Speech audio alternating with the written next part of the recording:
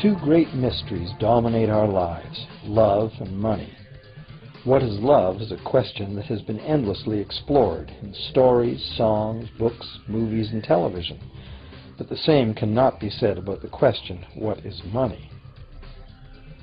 It's not surprising that monetary theory hasn't inspired any blockbuster movies, but it was not even mentioned at the schools most of us attended.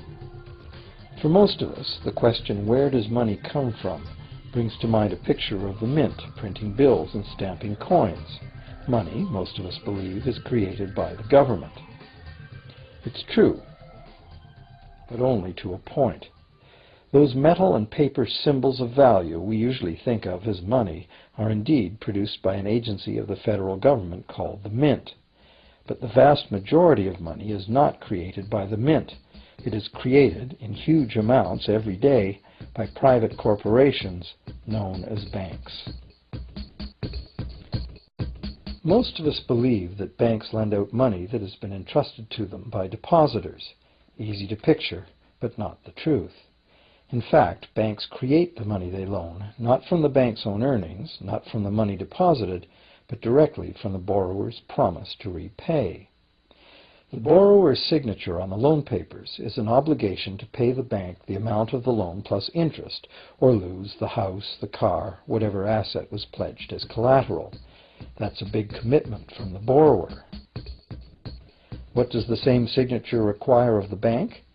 The bank gets to conjure into existence the amount of the loan and just write it into the borrower's account. Sound far-fetched? Surely that can't be true. But it is.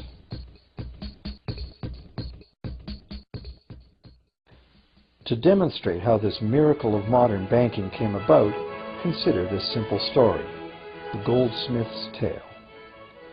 Once upon various times, pretty much anything was used as money.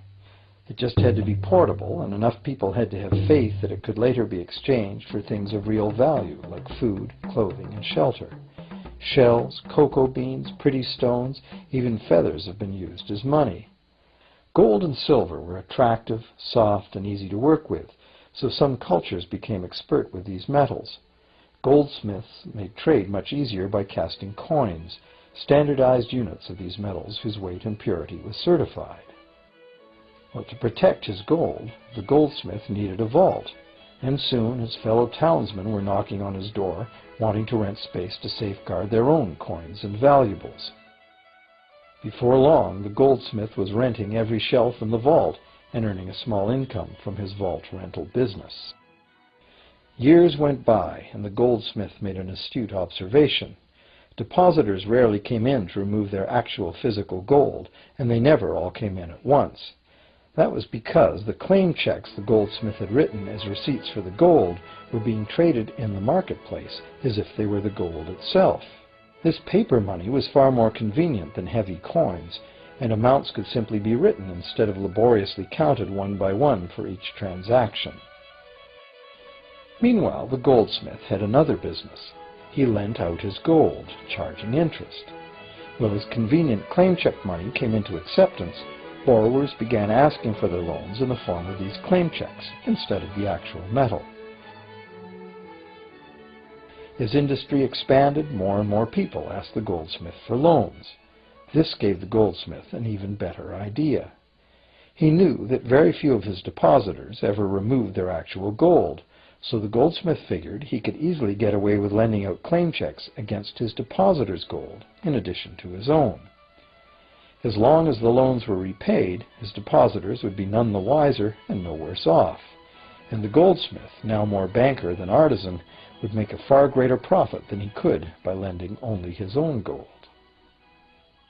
For years, the goldsmith secretly enjoyed a good income from the interest earned on everybody else's deposits.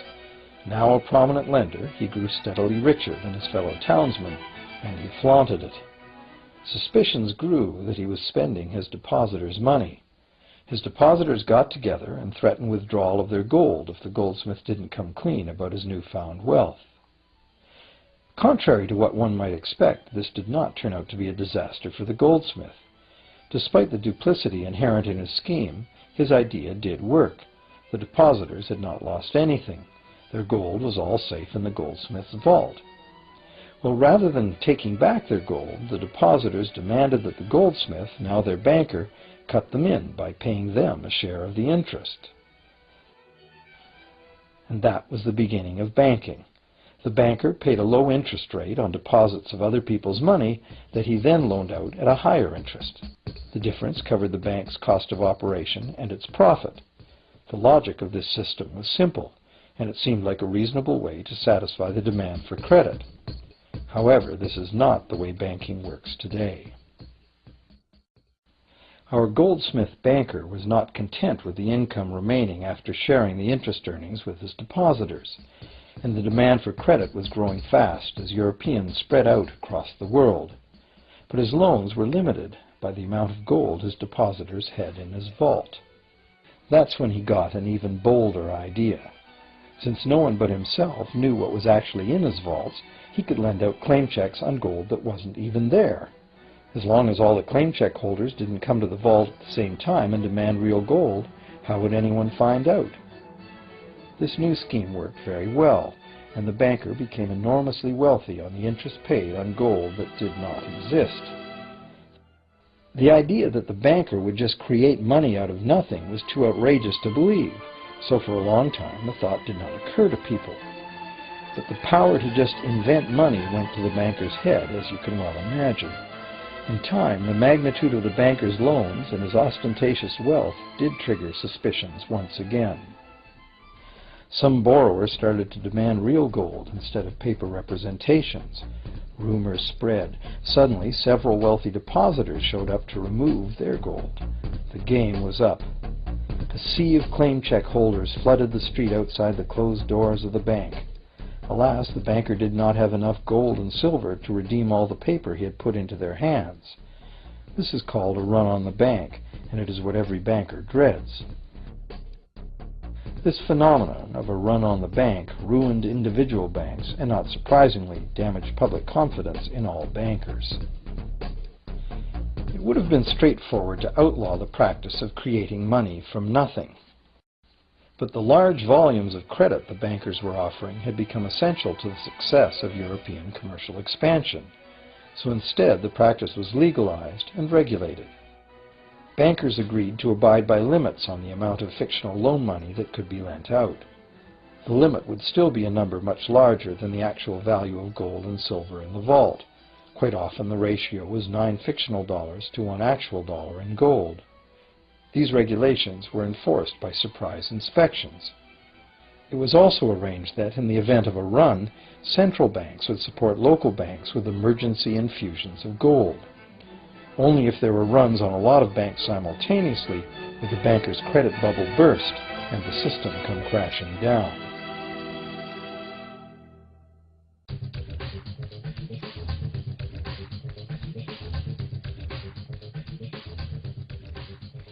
Over the years, the fractional reserve system and its integrated network of banks backed by a central bank has become the dominant money system of the world.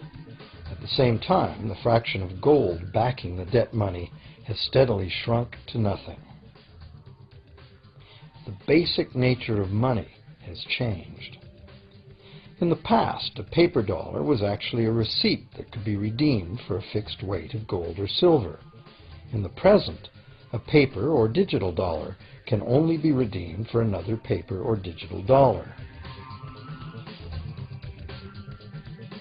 In the past, privately created bank credit existed only in the form of private banknotes, which people had the choice to refuse, just as we have the choice to refuse someone's private check today. In the present, privately created bank credit is legally convertible to government-issued fiat currency, the dollars, loonies, and pounds we habitually think of as money. Fiat currency is money created by government fiat or decree, and legal tender laws declare that citizens must accept this fiat money as payment for debt, or else the courts will not enforce the obligation. So now the question is, if governments and banks can both just create money, then how much money exists? In the past, the total amount of money in existence was limited to the actual physical quantities of whatever commodity was in use as money. For example, in order for new gold or silver money to be created, more gold or silver had to be found and dug out of the ground. In the present, money is literally created as debt. New money is created whenever anyone takes a loan from the bank. As a result, the total amount of money that can be created has only one real limit: the total level of debt.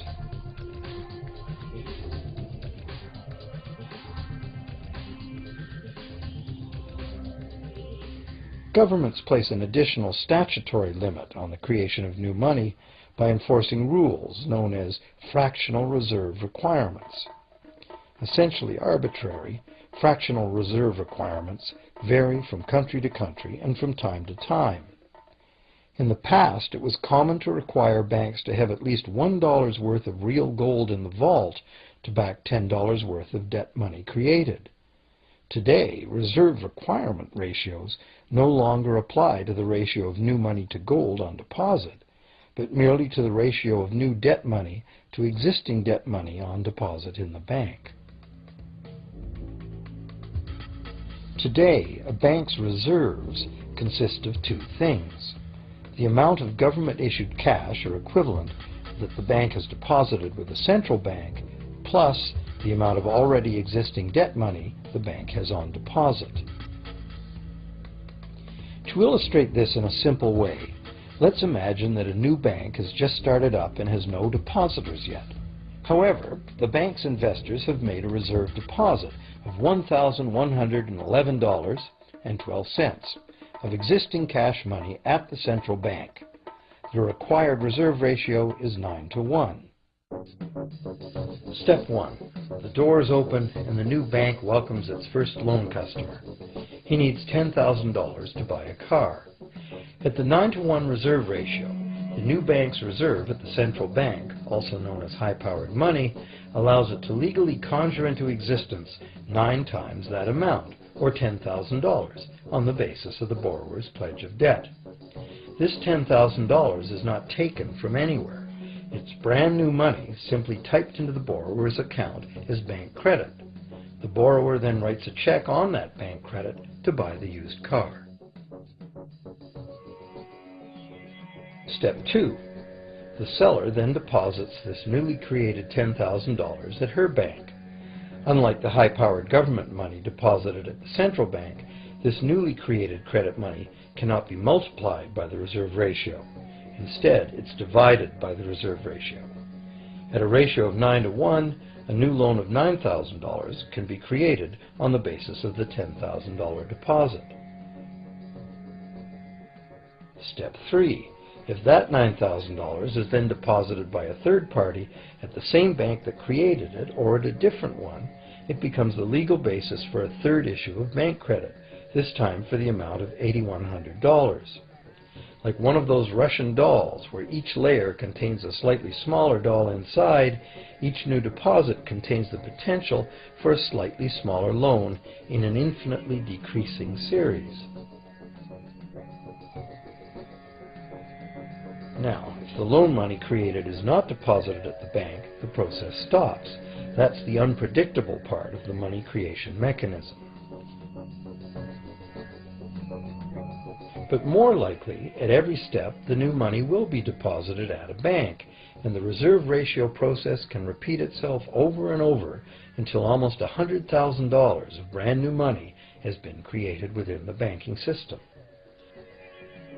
All of this new money has been created entirely from debt, and the whole process has been legally authorized by the initial reserve deposit of just $1,111.12, which is still sitting untouched at the central bank. What's more, under this ingenious system, the books of each bank in the chain must show that the bank has 10% more on deposit than it has out on loan. This gives banks a very real incentive to seek deposits in order to be able to make loans, supporting the general but misleading impression that loans come out of deposits. Now, unless all the successive loans are deposited at the same bank, It cannot be said that any one bank got to multiply its initial high-powered money reserve almost 90 times by issuing bank credit out of nothing. However, the banking system is a closed loop.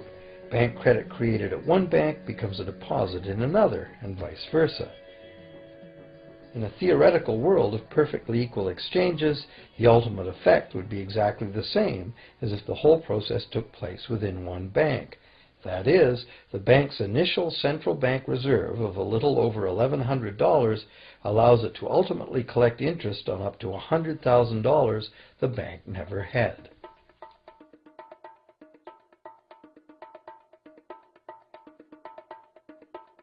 If that sounds ridiculous, try this.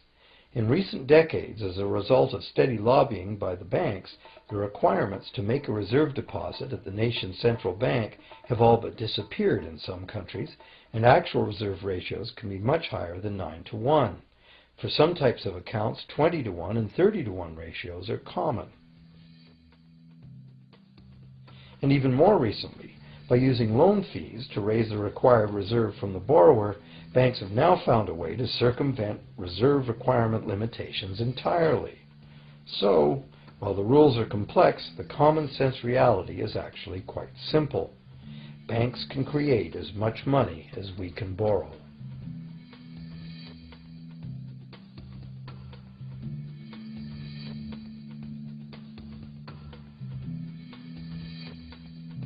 Despite the endlessly presented mint footage, government-created money typically accounts for less than 5% of the money in circulation.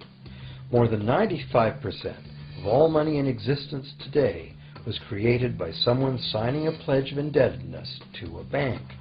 What's more, this bank credit money is being created and destroyed in huge amounts every day, as new loans are made and old ones repaid.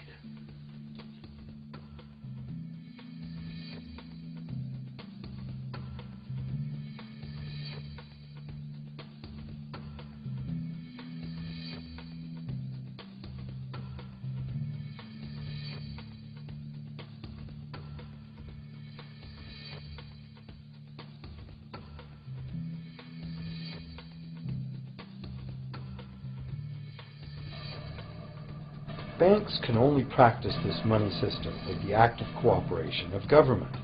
First, governments pass legal tender laws to make us use the national fiat currency.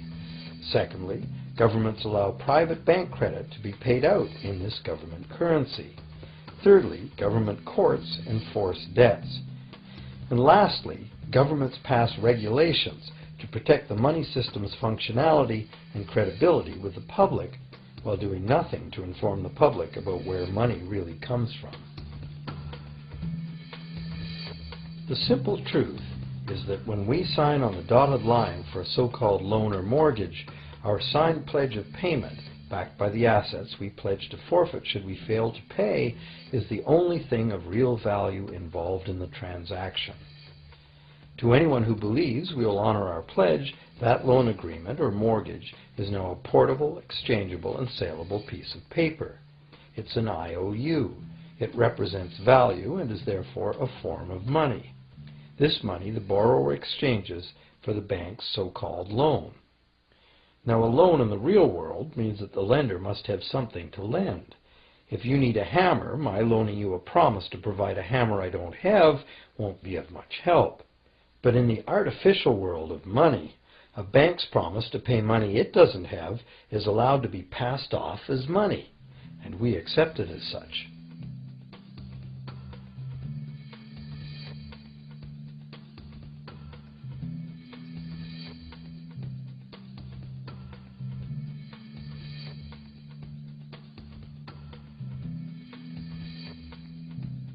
Once the borrower signs the pledge of debt, the bank then balances the transaction by creating, with a few keystrokes on a computer, a matching debt of the bank to the borrower.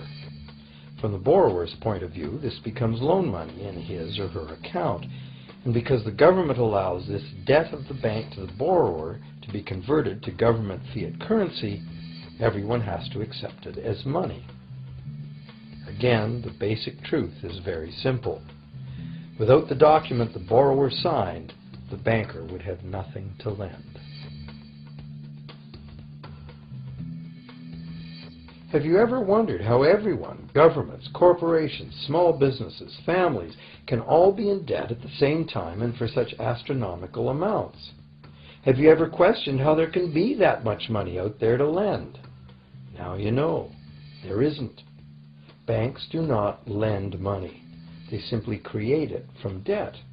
And as debt is potentially unlimited, so is the supply of money. And as it turns out, the opposite situation is also true. Isn't it astounding that despite the incredible wealth of resources, innovation, and productivity that surrounds us, almost all of us, from governments to companies to individuals, are heavily in debt to bankers? If only people would stop and think, how can that be? How can it be that the people who actually produce all the real wealth in the world are in debt to those who merely lend out the money that represents the wealth? Even more amazing is that once we realize that money really is debt, we realize that if there was no debt, there'd be no money.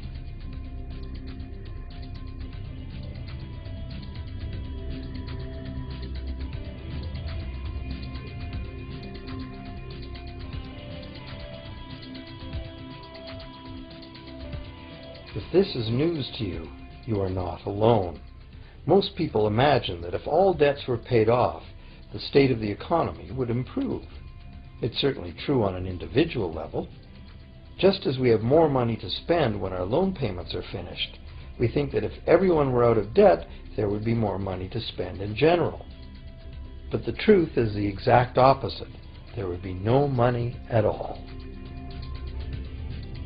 There it is. We are totally dependent on continually renewed bank credit for there to be any money in existence. No loans, no money, which is what happened during the Great Depression. The money supply shrank drastically as the supply of loans dried up.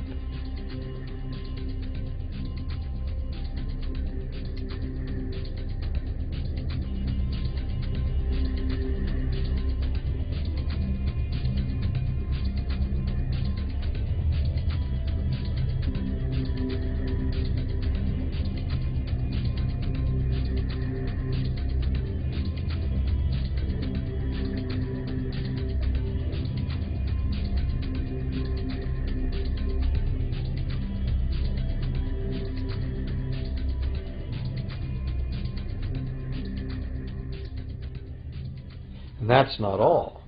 Banks create only the amount of the principal. They don't create the money to pay the interest. Where is that supposed to come from?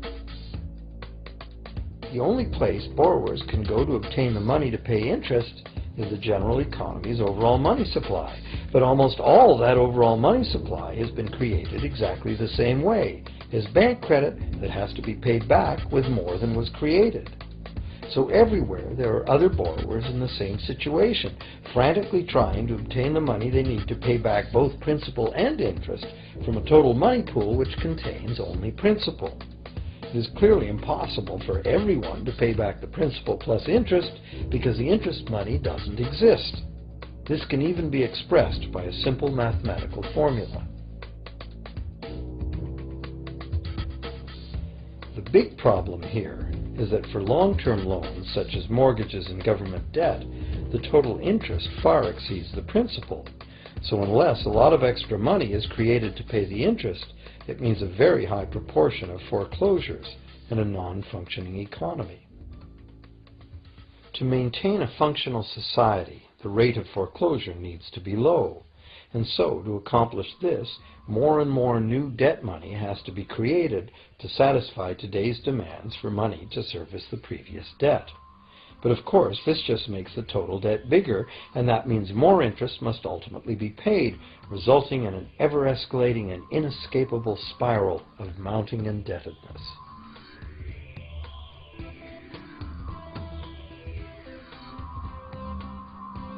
It is only the time lag between money's creation as new loans and its repayment that keeps the overall shortage of money from catching up and bankrupting the entire system.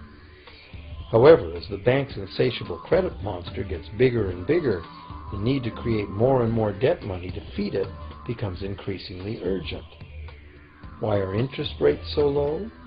Why do we get unsolicited credit cards in the mail? Why is the U.S. government spending faster than ever? Could it be to stave off collapse of the entire monetary system? A rational person has to ask, can this really go on forever? Isn't a collapse inevitable?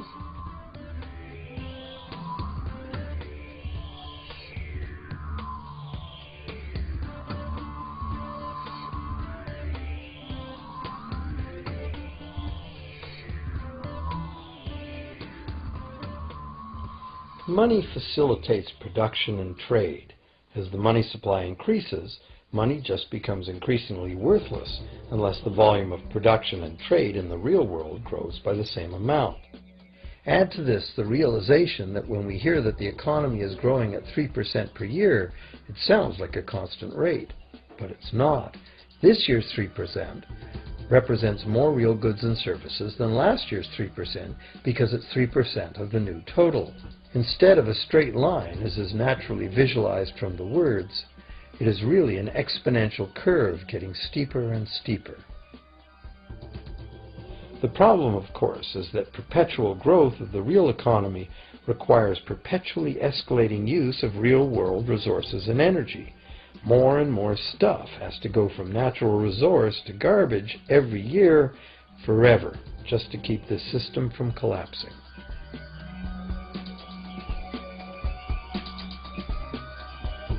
What can we do about this downright scary situation? For one thing, we need a very different concept of money. It's time more people ask themselves and their governments 4 simple questions. Around the world, governments borrow money at interest from private banks.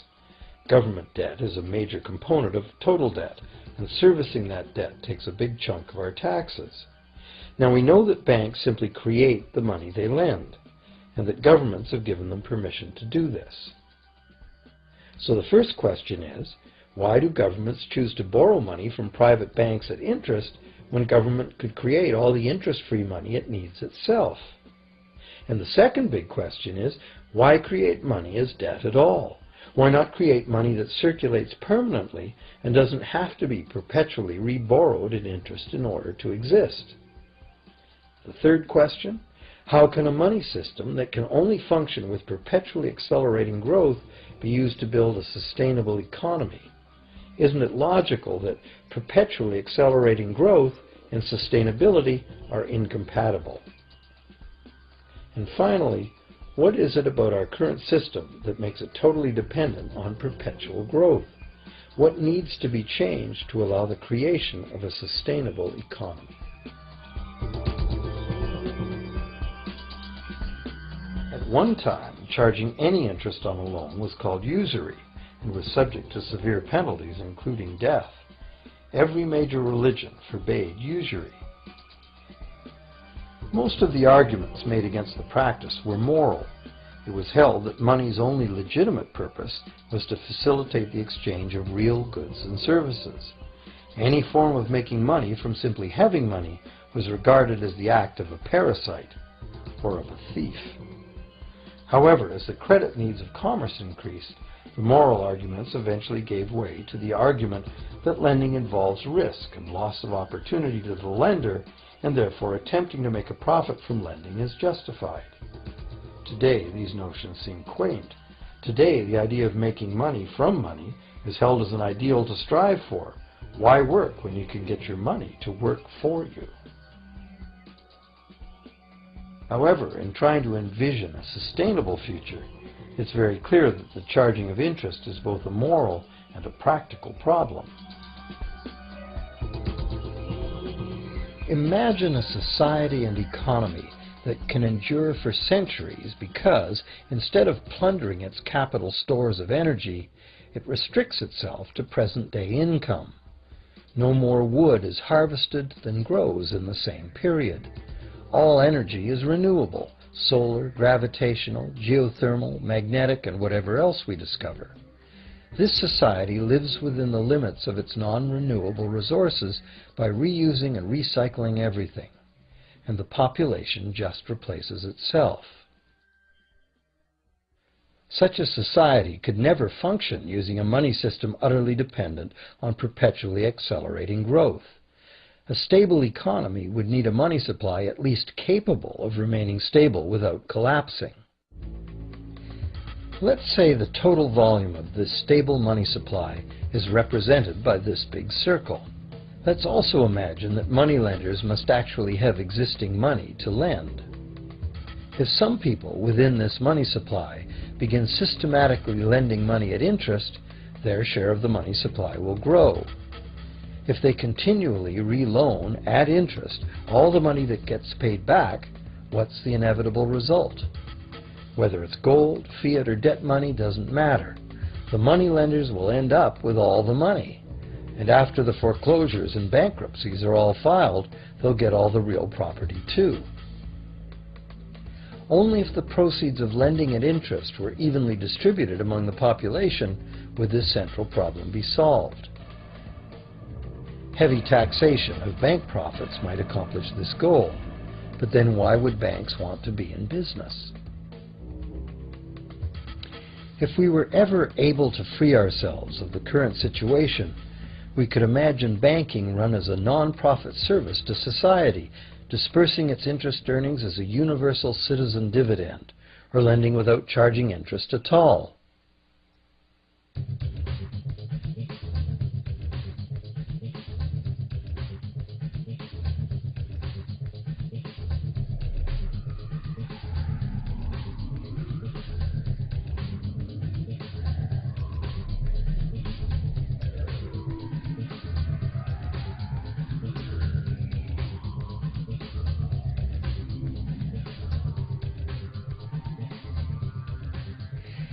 If it is the fundamental nature of the system that causes the problems, tinkering with the system cannot ever solve those problems.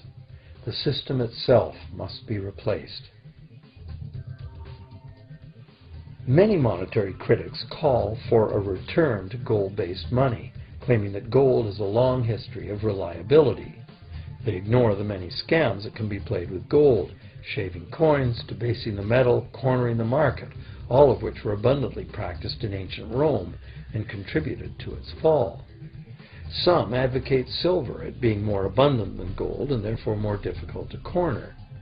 Many question the need to bring back precious metals at all. No one wants to go back to carrying heavy sacks of coins to go shopping.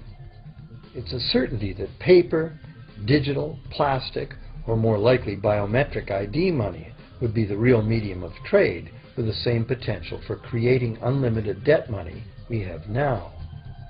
Beyond that, if gold again became the sole legal basis of money, those who have no gold would suddenly have no money. Other monetary reform advocates have concluded that greed and dishonesty are the main problems, and that there may be better ways to create an honest and equitable money system than returning to silver or gold.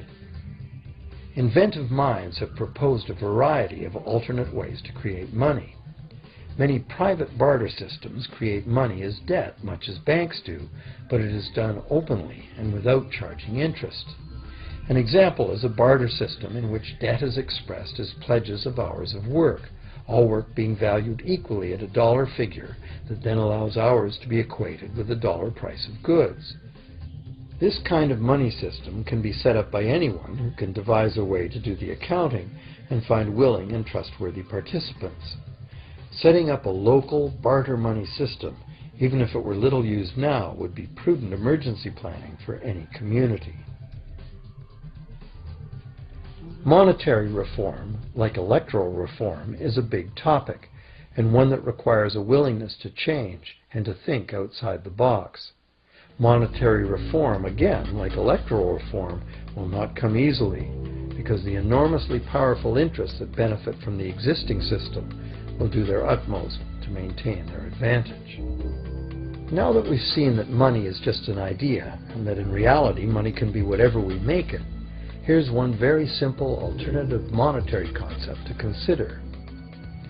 This model is based on systems that have worked in the past, in England and America, systems that were undermined and destroyed by the goldsmith bankers and their fractional reserve system.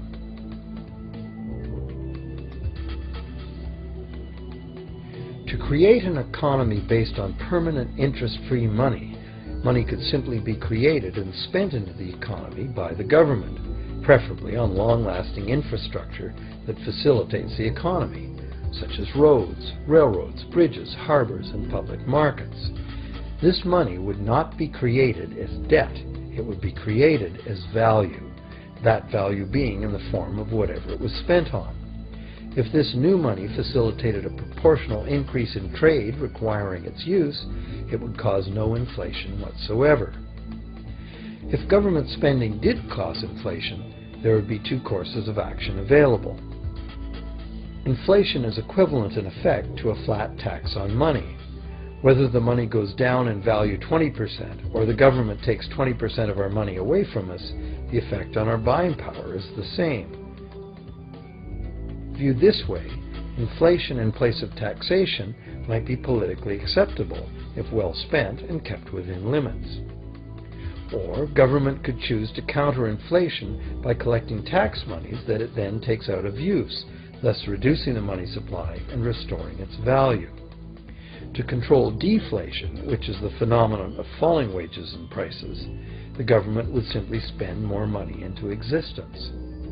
With no competing private debt money creation, governments would have more effective control of their nation's money supply. The public would know whom to blame if things went wrong. Governments would rise and fall on their ability to preserve the value of money. Government would operate primarily on taxes, as it does now, but tax money would go much, much further, as none of it would be required to pay interest to private bankers. There could be no national debt if the federal government simply created the money it needed. Our perpetual collective servitude to the banks through interest payments on government debt would be impossible.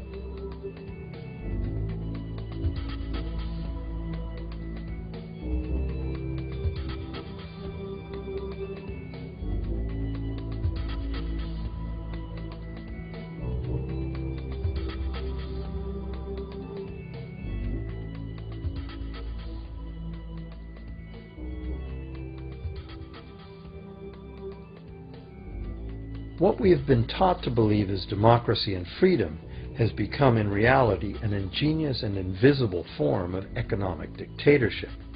As long as our entire society remains utterly dependent on bank credit for its supply of money, bankers will be in the position to make the decisions on who gets the money they need and who doesn't.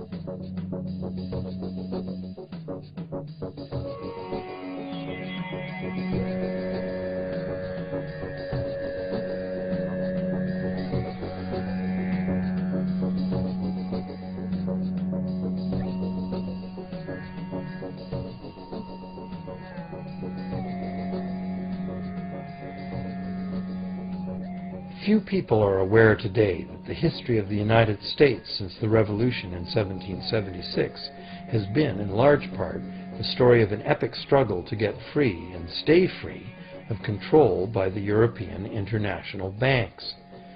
This struggle was finally lost in 1913 when President Woodrow Wilson signed into effect the Federal Reserve Act, putting the international banking cartel in charge of creating America's money.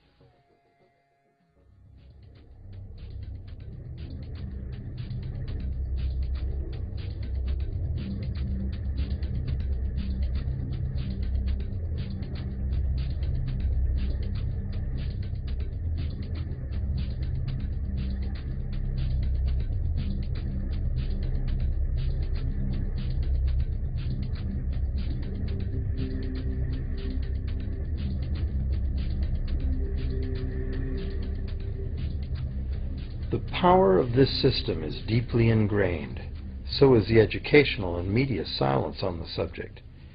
Years ago, a Canadian Deputy Prime Minister surveyed scores of non-economists, both highly educated professionals and common-sense people on the street, and found that not one of them had an accurate understanding of how money is created. In fact, it's probably safe to say that most people, including the frontline employees of banks, have never given the matter a moment's thought. Have you?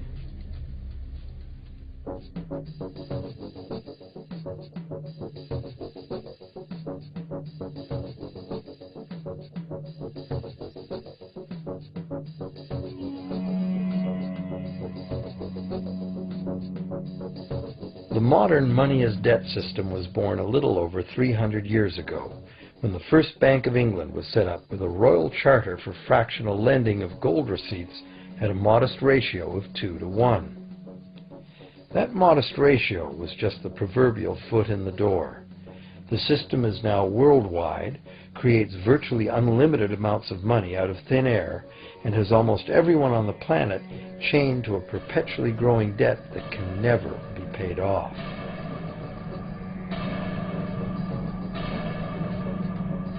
Could it have all happened by accident? Or is it a conspiracy? Obviously, something very big is at stake here.